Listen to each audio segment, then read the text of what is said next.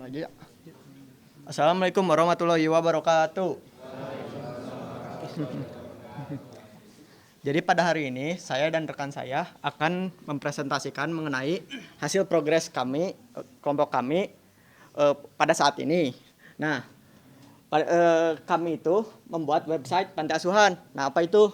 Nah, website panti asuhan yang dimaksud ini itu bukan membuat pantinya, tapi untuk ngebantu masyarakat umum untuk memberikan donasi kepada panti asuhannya tersebut dan untuk anak asuhnya juga. Jadi selain itu juga ini juga membantu panti asuhan untuk memanage data anak asuhnya dan juga memanage berita-berita mengenai panti asuhannya untuk publikasinya. Nah, udah gitu aja. Nah, ini adalah anggota dari kelompok kami. Ini ada Agranisa, habis itu rekan saya Hafiz, Muhammad Al Iksan, habis itu Jihan Humaira, ada Ryuki, Haga Diarto, dan juga saya Sultan Aulia Rahman. Nah, ini adalah topik yang akan dibahas oleh kami pada hari ini. Ini pendahuluan, requirement, model bisnis, rencana versus progresnya, rancangan, hasil implementasi, hasil pengujian, dan permasalahannya. Ini tadi pendahuluannya kan sudah, jadi di skip dulu ya, di skip saja. Nah ini. Dari requirement yang kami buat secara garis besar ada 5. Yang pertama, manajemen donasi, di mana aplikasi mampu mengelola pencatatan donasi yang diterima dan juga menampilkan riwayat donasi yang telah dilakukan. Kemudian ada manajemen pengeluaran, di mana aplikasi mampu melakukan pencatatan pengeluaran yang dilakukan oleh panti asuhan. Selanjutnya ada laporan keuangan, di mana aplikasi mampu menampilkan riwayat pemasukan dan pengeluaran panti asuhan. Selanjutnya ada manajemen anggota panti, di mana aplikasi ini mempunyai hak akses khusus untuk admin, masyarakat umum, dan donatur. Dan yang terakhir, pengguna dapat melakukan donasi berupa uang, barang, dan jasa. Untuk model bisnis yang kami buat, pertama, satu email hanya dapat membuat satu akun donatur. Kemudian, user hanya bisa melakukan donasi berupa uang jika tidak melakukan registrasi dan login akun. Yang ketiga, user dapat memilih dari 3 jenis donasi, yaitu barang, jasa, dan uang.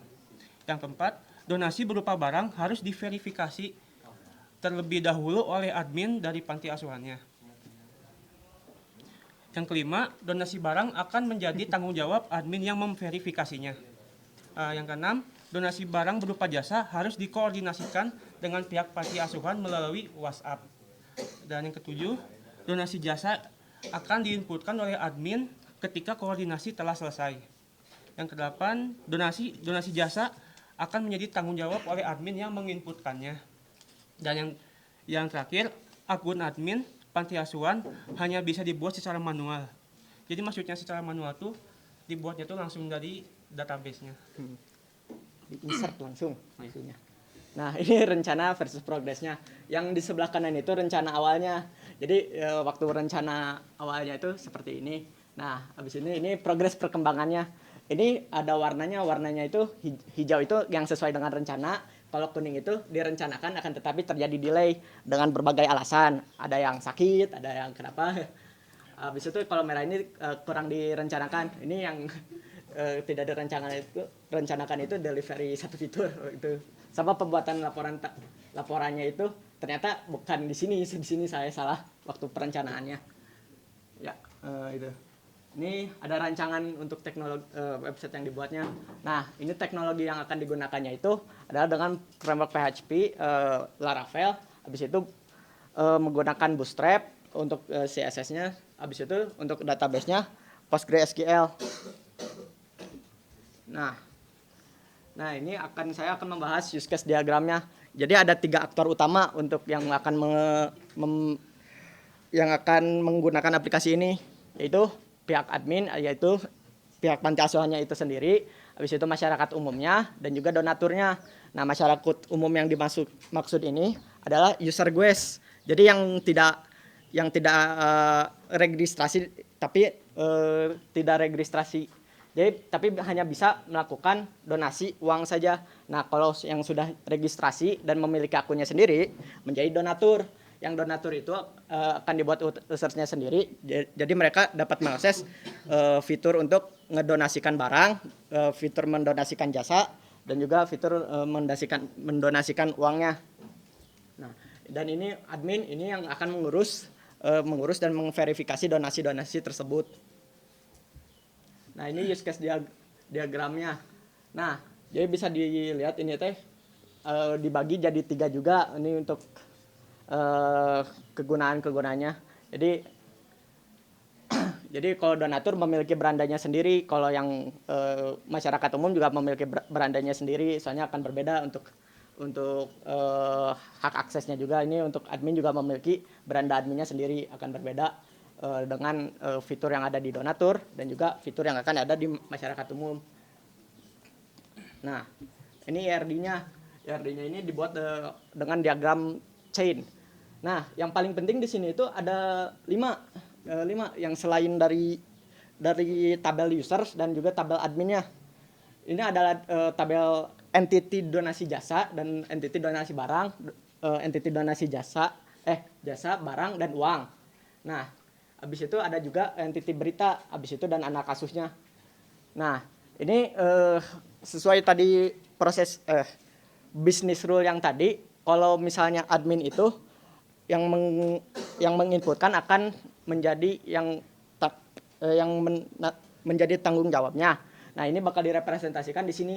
Di sini jadi akan ada log siapa yang di pengelolaan ini, akan diketahui siapa yang ngeinputin, admin siapa yang ngeinputin donasi apa. Misalnya donasi jasa ini akan diinputkan oleh admin ini lah, seperti itu simpelnya mah. Nah, ini hasil implementasi untuk kali ini tuh masih cuman ada login adminnya saja, dan ini juga masih ada kekurangannya.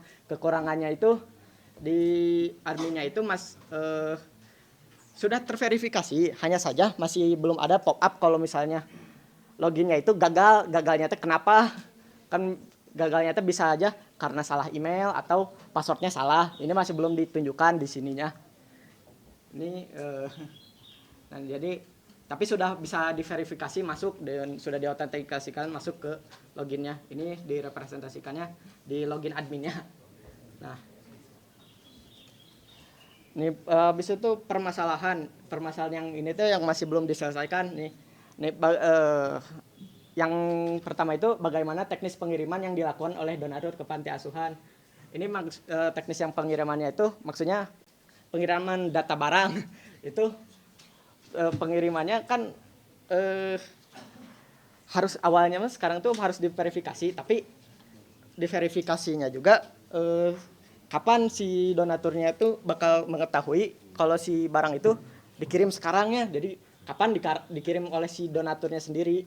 Bingungnya masih di situ. Habis itu ini yang keduanya tampilan webnya itu belum 100% sesuai dengan mockupnya. Jadi masih ada yang yang penting ada dulu untuk di local hostnya, untuk di web servernya. Nah, habis itu yang ketiga itu bagaimana pengiriman data berbentuk foto yang dilakukan.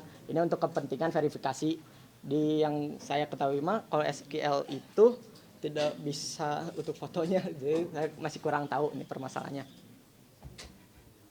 Ya sudah, sekian dari kelompok kami, segitu aja dari saya dan rekan saya. Maaf kalau ada kesalahan kata-kata. Wabillahi taufiq wal hidayah. Wassalamualaikum warahmatullahi wabarakatuh.